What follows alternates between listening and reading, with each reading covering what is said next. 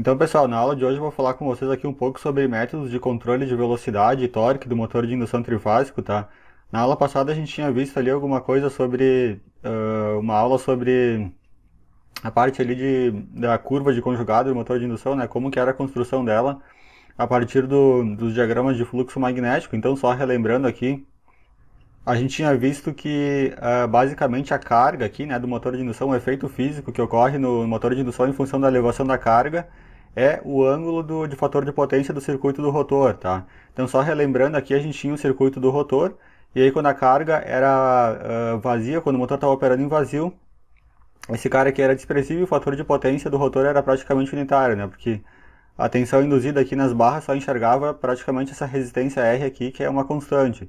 Aí quando a carga era elevada, né, o escorregamento aumenta, o valor dessa reatância aqui aumenta, a tensão induzida também aumenta e o fator de potência aqui visto, né, pela fonte aqui do rotor diminui. Tá aumentando esse ângulo aqui, φr aqui, para um valor aqui, né, que é proporcional à carga que eu tenho no eixo do motor. Então, consequência física ali do motor da elevação de carga é a diminuição do fator de potência do rotor, tá? E também o aumento, né, o aumento da carga também aumenta o valor da corrente, né, de rotor, justamente porque esse cara aumenta, né, aumenta o campo magnético do rotor BR e diminui aqui esse termo aqui que é o seno do ângulo de carga, né, que é o ângulo entre o B líquido e o BR. Então, só relembrando basicamente o que a gente tinha visto na aula passada, eu posso deixar ali o link do vídeo aqui na descrição. E vamos começar então agora para a nossa aula de hoje, tá? Então primeiro a gente vai falar um pouco do torque, tá? Do motor de indução. Para falar do torque aqui eu trouxe novamente aqui o modelo do estator aqui do motor de indução trifásico, tá? Então isso aqui é o modelo monofásico, é o modelo para uma fase aqui do estator do motor. E o que acontece aqui, ó? O torque, né? Como a gente viu na aula passada, ele depende do campo magnético líquido, que é aproximadamente constante. E esse campo magnético líquido ele é produzido pela corrente de magnetização, que a gente chama de IM, né? Que é essa daqui, que entra na reatância de magnetização da máquina, que é a reatância ou indutância própria da máquina, né, do enrolamento de uma das fases do estator. Então, o que acontece se a gente variar a tensão aplicada, tá? Essa aqui é a tensão de linha que está aplicando aqui no estator, estou olhando para uma fase aqui só no caso, né? Então, se essa tensão aqui ela sobe, o que vai acontecer? A corrente de magnetização IM vai subir, tá? Então, porque essa corrente de magnetização ela está aqui, né? Então, vocês concordam que se eu subir a tensão aqui no ramo de magnetização também sobe, o valor da corrente de magnetização sobe, né? E se o V1 diminui, então, se esse V1 aqui diminuir, a corrente de magnetização cai, né? Porque a tensão aqui no ramo de magnetização cai junto. E como eu falei, né, o torque ele depende basicamente ele depende fortemente aqui da corrente de magnetização, né? E porque a corrente de magnetização é que produz o campo magnético líquido, né, que vai interagir com o campo do rotor, né, das correntes produzidas pelo rotor, de modo a produzir o torque ali que vai fazer o eixo girar. Então, se eu ficar variando essa tensão aqui, eu vou estar variando o torque, né? É por isso que se a gente olhar a expressão do torque lá do motor, ela depende basicamente do quadrado da tensão aplicada, né? Então, eu tenho que manter essa tensão aqui no valor correto, né? Se eu partir o motor com uma tensão menor, ele vai ter um torque menor, justamente porque aqui do ponto de vista do circuito elétrico eu vou estar diminuindo a corrente de magnetização.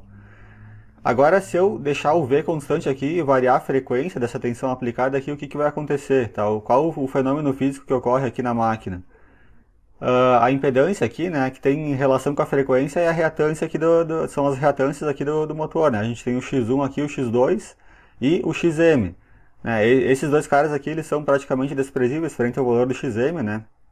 Então, o cara que vai sofrer a maior taxa de variação aqui, com a mudança da frequência aqui da fonte, é o XM. Se eu diminuir a frequência aqui da fonte aqui aplicada do V1, o valor da reatância XM diminui, né? Porque XM é igual a 2πfL, né? Então, se eu diminuir essa frequência aqui, esse XM diminui. Se eu aumentar a frequência, o XM, o X, né, a reatância de magnetização sobe. E o que acontece se esse cara variar? A corrente de magnetização também varia, né? Se o XM diminuir, o que vai acontecer? O IM vai aumentar. E se o XM subir, o IM vai diminuir, né? Se a impedância cresce, a corrente cai, né? E vice-versa. Então, a frequência aplicada aqui também, dessa tensão, ela também vai acabar influenciando na corrente de magnetização, que por sua vez vai influenciar no torque. Então, o que tem que ser feito aqui para manter o torque constante, né? Independente da variação de V ou da variação da frequência, eu tenho que tem algum método aí que consiga manter a corrente de magnetização constante, né? Que é o que os inversores de frequência acabam fazendo. Eles têm uma relação ali entre tensão e frequência, né? Que eles mantêm, de modo que mantenha o IEM dentro de uma faixa de variação muito pequena, né? Porque mesmo controlando a tensão e a frequência, o IEM acaba variando um pouco. Mas tem que se manter ele o mais próximo do valor nominal, né? Do IEM, para não ter oscilações de torque na máquina. Então, como é que a gente deduz a relação aqui entre torque, tensão e a frequência da tensão aplicada, né? A partir da lei de Faraday, né? Se a gente olhar aqui a tensão autoinduzida aqui, né, no ramo de magnetização, ela é o que? É N de φ dt, tá? E o fluxo é o fluxo líquido, né? E a gente sabe aqui que se a gente isolar aqui o fluxo nessa equação aqui, passar esse dt para lá, aplicar a integral dos dois lados, o fluxo é dado por essa expressão.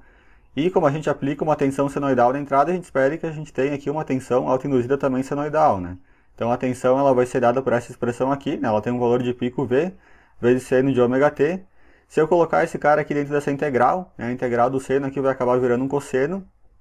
E se eu abrir esse ômega aqui, o ômega é 2πf, né?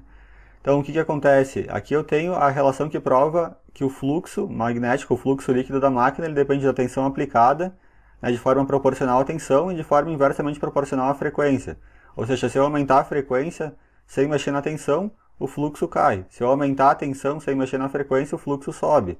Tá? E esse fluxo ele é produzido pela corrente de magnetização, que por sua vez é responsável pelo torque da máquina, né, como eu falei.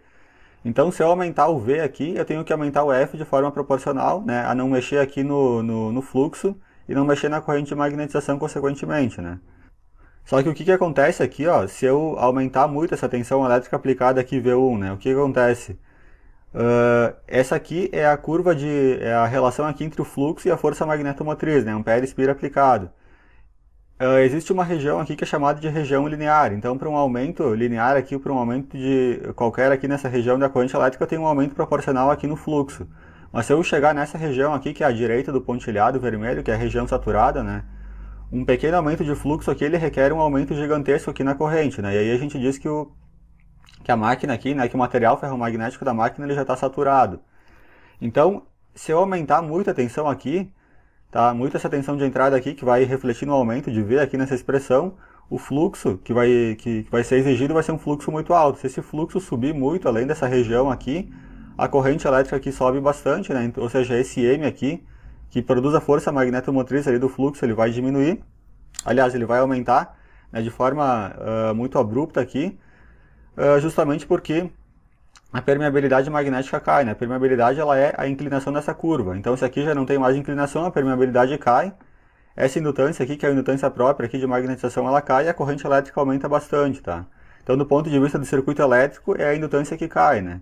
E do ponto de vista do circuito magnético, aqui a gente pode ver que nessa região já está saturado. Então, não adianta mais eu aumentar a corrente aqui que o fluxo praticamente não varia nessa região aqui, né? Então, por isso que eu tenho que cuidar com a tensão aplicada. Se eu subir muito essa tensão elétrica aplicada aqui, eu vou para uma região de saturação aqui e a corrente elétrica IM aqui, né, do motor aqui, ela sobe de uma maneira muito alta, né, acabando saturando aqui a máquina. E o que acontece com a corrente elétrica quando ela satura, né? Esse aqui é o formato de uma corrente elétrica aqui saturada, né? É o formato ali, por exemplo, da corrente de um transformador. Já do motor de indução, ela é aproximadamente mais senoidal, ela seguiria essa linha pontilhada aqui, considerando que eu estou nessa região linear. Mas se eu for para a região saturada, a corrente elétrica ela cresce bastante, como eu falei, e cresce principalmente em harmônicas, né? Porque como a indutância acaba variando aqui, né, ela deixa de ser linear, ela não estabelece mais uma relação linear entre tensão e corrente, logo o formato da corrente elétrica distorce. E essa distorção ela tem forte presença aqui ela tem uma presença bem acentuada ali das harmônicas de terceira ordem, né, que é as harmônicas de 180 Hz.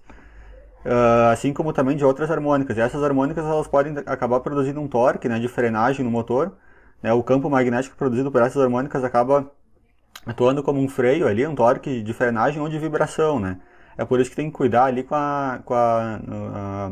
tem que cuidar muito ali a aplicação da tensão, né, para não entrar na região saturada aqui no motor de indução e não produzir esses torques de vibração ali e de frenagem na máquina.